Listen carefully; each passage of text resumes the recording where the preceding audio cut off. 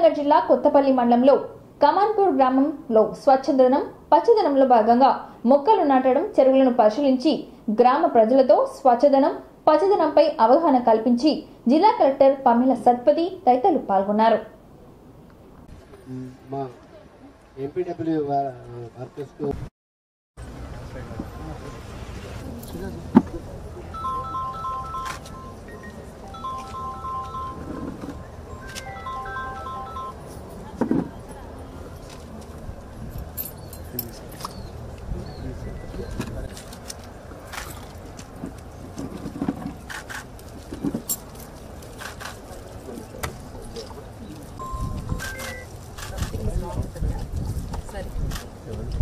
ఈ పార్క్ అంతా క్లీనింగ్ పెట్టి మై రిక్వెస్ట్ చేసి ఇక్కడ చెట్లు పెట్టేసాను.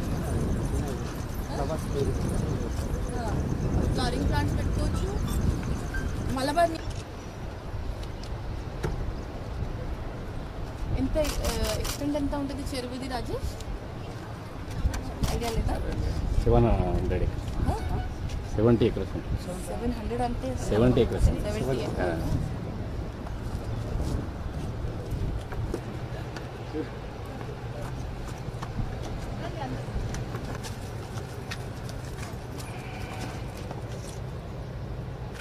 ఉద్దేశాన్ని వినిపించవలసిందిగా కోరుతున్నాం మేడం.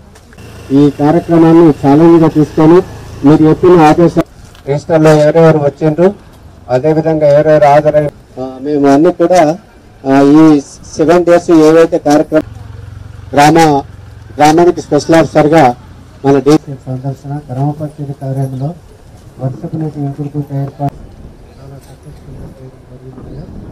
ఈరోజు కూడా గ్రామానికి స్పెషల్ ఆఫీసర్గా మన డీసీ సందర్శన గ్రామ పంచాయతీ కార్యాలయంలో వర్షపు నీటి ఇంకుడుకుంట ఏర్పాటు చాలా సక్సెస్ఫుల్గా చేయడం జరిగింది.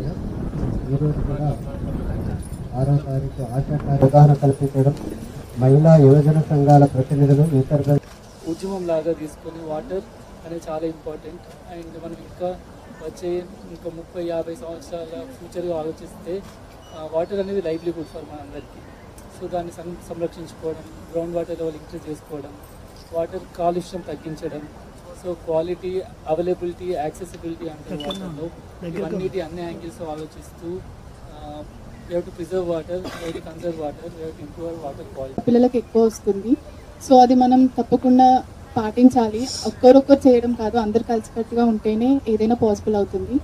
సో థ్యాంక్స్ ఈ ఆపర్చునిటీ ఇచ్చినందుకు. ఆ ప్రాంతాల్లో చెత్త చెదారం పేరుకుపోవడం, ఇటువంటి దాటి వల్ల వ్యాధులు సంభవించే అవకాశాలు ఎక్కువగా ఉన్నాయి. వాటి ఎంతమంది ఉన్నారు కదా, మీ మాట వింటారు. అందరు దయచేసి మీరు పని చేయించారు. అందరికి పుణ్యాలు ఉంటాయి.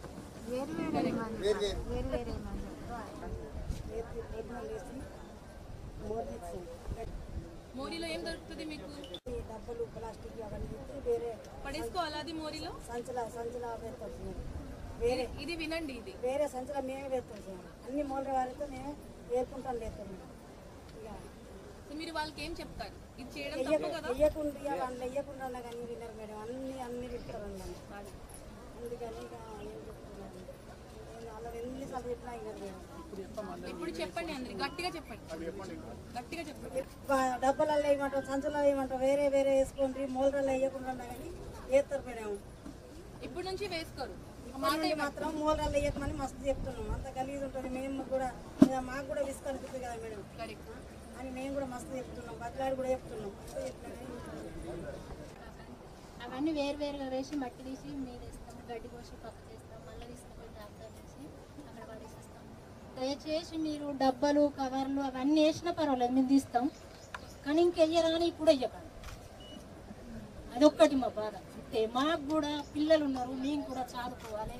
మేము 15 సంవత్సరాలు అవుతుంది పని చేయాలి, కానీ మేము మస్తు బాధపడతాం. కానీ అవి తీయాలంటే మాతో అవుతుంది, చేస్తాం. కానీ మాకు ఆరోగ్యాలు బాగుంటాయి. ఇవ్వండి దయచేసి మీకు. అదేవిధంగా సాయంత్రం వచ్చిన తర్వాత వాళ్ళకు స్నానాలు చేయించడానికి ఏర్పాట్లు కూడా ఏర్పాటు చేయమని మాకు చెప్పడం జరిగింది. అది మేము గ్రామ పంచాయతీ లేకపోతే మన school concern school toilets insurance కూడా మేడం మేము 330 రూపాయలు చేయమని చెప్పారు మీరు.